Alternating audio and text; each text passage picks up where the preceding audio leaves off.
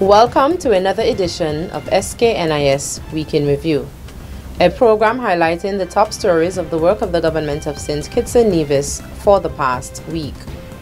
A look at some of the highlights for July 19th to 25th, 2019.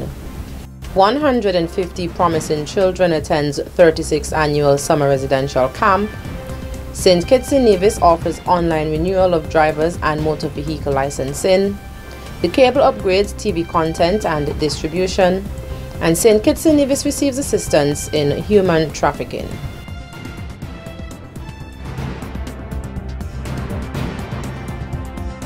I am your presenter, Sherima Matthew. Prime Minister of St. Kitts and Nevis, Dr. the Honorable Timothy Harris, said that the government will continue to be a government for all. The statement was made during a recent appearance on the Straight Talk radio program in response to a question about the peace initiative that is designed to help gang members transition from a life of crime to become productive citizens. It provides resources to facilitate job opportunities, agricultural endeavors, facilitating skills training sessions, offer educational and development opportunities, as well as counseling and conflict resolution sessions. Let it be clear that we will continue to be a government for all. We will be the government for those students who are doing well in school, and we will be the government of those who are not doing so well. None will be left behind.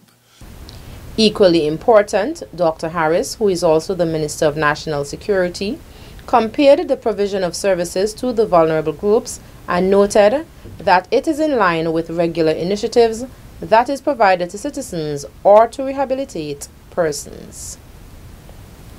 Minister of Justice and Legal Affairs and Attorney General, the Honorable Vincent Byron Jr. said that judicial and legislative reforms have made justice more effective in St. Kitts and Nevis. Attorney General was at the time referring to St. Kitts and Nevis's exceptional ranking relating to matters of justice on the World Justice Project Rule of Law for 2017. This is an area in which we are very proud because just this year, the World Justice Project was able to, and in publishing their index, their ranking, has placed St. Kitts and Nevis as number 30 in the world in terms of its ranking. Again, only Barbados, who pipped us by one spot, is ahead of us in this category in the whole Caribbean. And we're very proud that in this ranking as to the rule of law, how we in St. Kitts and Nevis, how this government, this country, has adhered to the tenets of good governance and the rule of law in our country, is one in which every single Kittitian and division should be very proud. We are number one in the OECS. He added that work continues on the Sir Lee Llewellyn Moore Judicial and Legal Complex and that construction has begun on the annex, which will be situated where the old electoral office was once housed. The building will also house the 3rd Magistrate Court Chamber to help to dispose of more Magistrate Court's work. The Department of Youth Empowerment officially opened its 36th annual summer residential camp, signaling the start of a week-long event under the theme Empowering Our Youth to Manifest Their Gifts. The camp promises the approximately 150 participants a fun-filled educational program.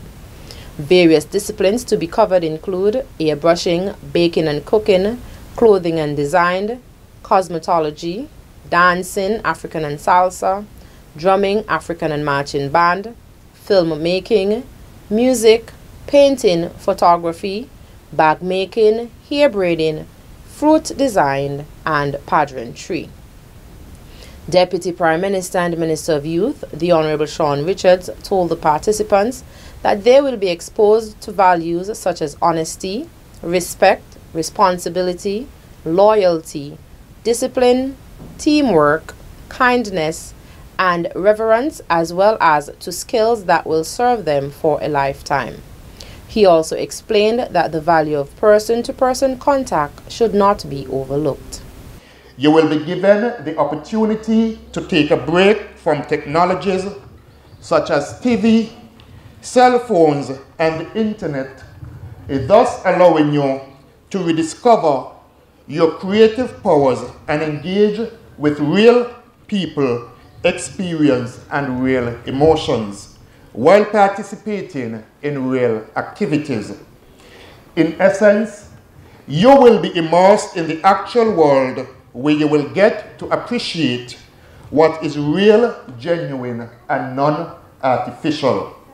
Fun activities planned for the campus include a hike, gospel concert, sports day, jingle and skit competition, field trips, talent show, and more.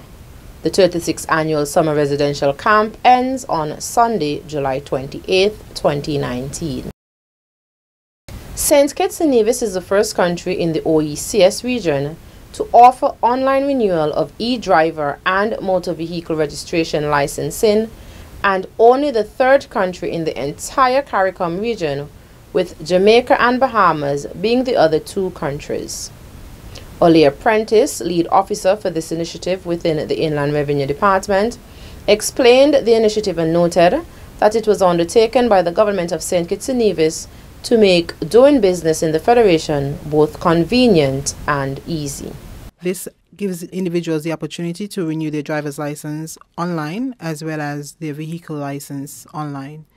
It can be done from the convenience of their home, their office, or even on the go. It is basically the department's way of coming on board with the Prime Minister's strategic vision to use ITC, that is information technology, to improve the delivery of the services offered to its citizens. The initiative was launched on Friday, July 26th. Persons can register at www.sknird.com for the e-driver and vehicle license services. They can also visit the office at the John Gums building on the Bay Road. When using the e-services, persons are asked to complete the form, upload the necessary documents, pay online, and collect the decal and driver's license at the office.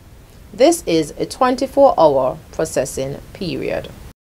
The Ministry of National Security and by extension the Government of St. Kitts and Nevis received technical assistance products aimed at assisting the Federation in filling the existing capacity gaps in prosecuting cases of human trafficking. The products were handed over during a ceremony at the Ministry of Finance Conference Room on Thursday, July 25th. The International Organization for Migration, IOM, handed over a report that outlines recommendations for setting up a national task force and public awareness campaign on human trafficking in St. Kitts and Nevis.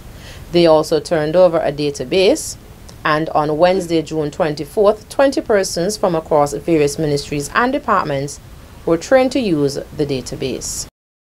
Samuel Berridge, Senior Foreign Service Officer in the Ministry of Foreign Affairs and Aviation, said that the handing over signals the culmination of the phase of the project entitled Capacity Building and Public Awareness in Trafficking Persons. He added that the Ministry of Foreign Affairs reached out to the international stakeholders for assistance. Laurie Mann, International Consultant of the African, Caribbean and Pacific Group of States, ACP, European Union Migration Action /IOM expert, wished all stakeholders involved a successful implementation. This project is closing, but your work is just beginning. And we hope that you take the recommendations that we have presented in these reports forward, and that IOM is poised to continue to offer technical assistance and support as you do bring this forward. It was, for me, a sincere pleasure to be able to meet and work with all of you. I learned a lot during the process. I hope that you all did as well. And I also sincerely hope that you mobilize the drive and the political will that is necessary to take these recommendations forward. The Human Trafficking Initiative is a demand-driven project by the IOM in collaboration with the European Commission, the ACP, and the Government of St. Kitts and Nevis. Subscribers to services/products provided by the cable in St. Kitts will soon benefit from the telecommunication company's announcement of Ultra TV, a new one-tier TV service with fresh new content that replaces the current packages, according to Patricia Walters, Chief Executive Officer of the cable. Minister of Communications, the Honorable Vincent Byron Jr., said that there was a dire need for significant upgrades, especially in terms of TV content and TV production. So Ultra TV, as we are now seeing it, fixing a very critical problem, Pat and her team has come up to make it no longer necessary to have a TV box. Anyone, any new customer, anyone can now have full service TV in your home without having these boxes. And so we are happy that this Ultra new service does that. The new channel combo will provide subscribers with 75 channels for only EC $70.20 inclusive of VAT. It will take effect from Thursday, August 1st, 2019. As part of its recent improvements to ensure its critical infrastructure is protected, the cable has implemented a number of mitigation measures for potential natural disasters. That was according to the cable's Chief Executive Officer, Patricia Walters, and Systems Administrator, Mark Etienne, who were guests on the weekly radio and television program Working for You on July 24th. We're bringing Ultra TV, and that of course comes through satellite. Now you could imagine if all our satellites were to get damaged in a hurricane, what would happen to replace all those. What we've done is to put dishes in place that could withstand up to 150 mph winds. So if anything greater than that, of course, we have our team to come and take those down so we can protect them. Mr. Etienne noted that hurricanes and other natural disasters are taken into consideration when plans are being made by the company, as St. Kitts and Nevis is situated in a natural disaster zone. Thanks for viewing SKNIS Week in Review. I am Sharima Matthew. See you next week as we continue to update you, the general public, on what's happening in and around the Federation.